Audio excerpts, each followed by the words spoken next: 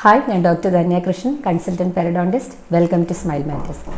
ഇന്ന് ഞാൻ എക്സ്പ്ലെയിൻ ചെയ്യാൻ പോകുന്നത് ഇറോസീവ് ലൈക്കൻ പ്ലാനറ്റ്സ് എന്താണെന്നുള്ളതാണ്. അപ്പോൾ കുറേ പേര് കമൻറ്റ് ബോക്സിൽ ചോദിച്ചിട്ടുണ്ടായിരുന്നു ഇതുപോലെ ഇറോസീവ് ലൈക്കൻ പ്ലാനറ്റ്സ് എന്താണെന്നും അതുകൊണ്ട് ബുദ്ധിമുട്ടുണ്ടാകുന്ന പലരും എന്നെ ഫോൺ വിളിച്ചിട്ടുണ്ടായിരുന്നു, എന്താണ് ചെയ്യേണ്ടതെന്നൊക്കെ ചോദിച്ചു. അപ്പോൾ ഇന്ന് നമുക്ക് അതിനെക്കുറിച്ച് കൂടുതലായിട്ട് അറിയാം.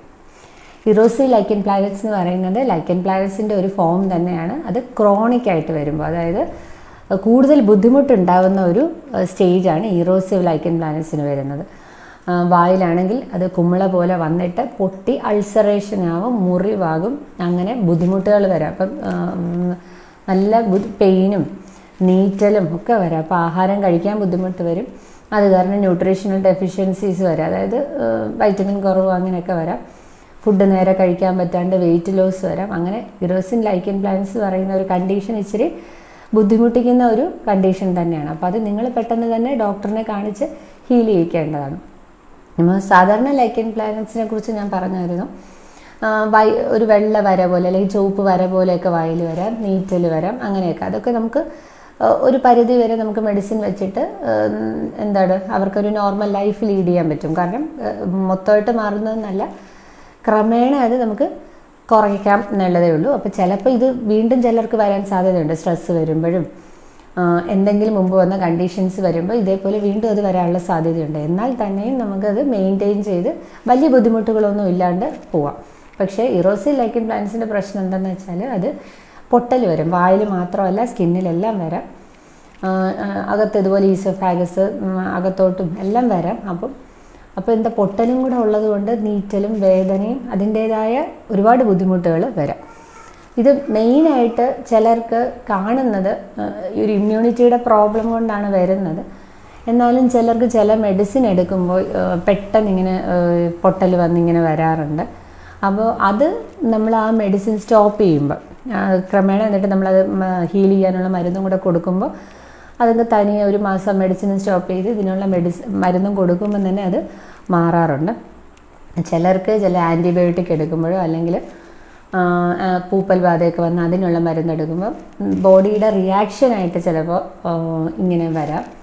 അത് ഞാൻ ഈ പറഞ്ഞ പോലെ തന്നെ ഇത് മെഡിസിൻ സ്റ്റോപ്പ് ചെയ്യുമ്പോൾ എന്ത് മരുന്നുകൊണ്ടാണോ നിങ്ങൾക്കിത് വന്നത് ആ മരുന്ന് നിർത്തി കഴിഞ്ഞിട്ട് നമ്മൾ ഇതിനും കൂടെ ഉള്ള മരുന്ന് ലൈക്കൻ പ്ലാനറ്റ്സ് മാറാനുള്ള മരുന്ന് എടുക്കുമ്പോൾ ചിലപ്പോൾ അത് പൂർണ്ണമായും ഭേദമാകാം. എന്നാൽ ഇമ്മ്യൂണിറ്റിയുടെ പ്രശ്നം കൊണ്ടാണെങ്കിൽ അത് മാറാനും ഇച്ചിരി ബുദ്ധിമുട്ടായിരിക്കും.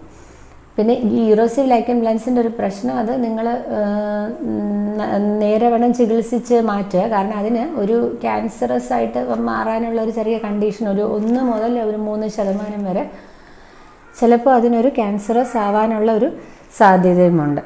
പൊട്ടലൊക്കെ വന്ന് ഉണങ്ങാതിരിക്കുകയാണെന്നുണ്ടെങ്കിൽ മരുന്ന് കഴിച്ചിട്ട് 1 മാസം 2 മാസം ഒന്നും കഴിഞ്ഞിട്ടും ഉണങ്ങുന്നില്ല, കൂടുതലും വളരുന്നു, അല്ലെങ്കിൽ ഒരു ലംബ് പോലെ ഒരു മുഴ പോലെയൊക്കെ തോന്നുന്നുണ്ടെങ്കിൽ പ്രത്യേകം ശ്രദ്ധിക്കണം, ഡോക്ടറിനെ കാണണം. വേറെ പ്രശ്നമൊന്നും ഇല്ലയെന്ന് തന്നെ ഉറപ്പുവരുത്തുക. പിന്നെ ഉള്ളത് ഇതിൻ്റെ ട്രീറ്റ്മെൻറ്റ് എന്ന് പറയുമ്പോൾ നമ്മൾ കണ്ടീഷൻ അനുസരിച്ച് ചിലർക്ക് ഇതുപോലെ ഈ പൊട്ടൽ വരുന്നിടത്ത് കൂടുതലായിട്ട് വായിൽ പൊട്ടൽ വരുമ്പോൾ ലൈക്കൻ പ്ലാനറ്റ്സ് ഒന്ന് പൊട്ടി വരുമ്പോൾ അതിനകത്ത് പൂപ്പൽ ബാധ വരാം, ഫംഗസ് ഇൻഫെക്ഷൻ വന്നുമ്പോൾ അത് കൂടുതൽ ബുദ്ധിമുട്ടുണ്ടാക്കാം, ബാക്ടീരിയൽ ഇൻഫെക്ഷൻ വരാം. അപ്പോൾ അങ്ങനെയൊക്കെ വരുമ്പോൾ നമ്മൾ ആദ്യം അത് ചികിത്സിക്കണം. ഫംഗസിൻ്റെ ആണെങ്കിൽ അതിന് മരുന്ന് കൊടുക്കുക, ബാക്ടീരിയൽ ആണെങ്കിൽ അത് മാറ്റുക. എങ്കിൽ തന്നെ നമുക്ക് ഒത്തിരി വ്യത്യാസം വരും. അപ്പോൾ അത് കുറച്ചതിന് ശേഷം പിന്നെ നമ്മൾ ഇതിനുള്ള മരുന്ന് ഒരു ലോങ് ടേമായിട്ട് തന്നെ എടുക്കേണ്ടി വരും. ചിലപ്പോൾ നമുക്ക് അവിടെ അപ്ലൈ ചെയ്യാൻ ടോപ്പിക്കലായിട്ട് അവിടെ അപ്ലൈ ചെയ്യാനായിട്ട് ക്രീമോ സ്പ്രേയോ അങ്ങനെയൊക്കെ കൊടുക്കാറുണ്ട്. അല്ലെന്നുണ്ടെങ്കിൽ കൂടുതൽ ബുദ്ധിമുട്ടുകളുണ്ട്, ഒരുപാട് ലീഷനൊക്കെ ഉണ്ടെങ്കിൽ നമ്മൾ കഴിക്കാനും മരുന്ന് കൊടുക്കും.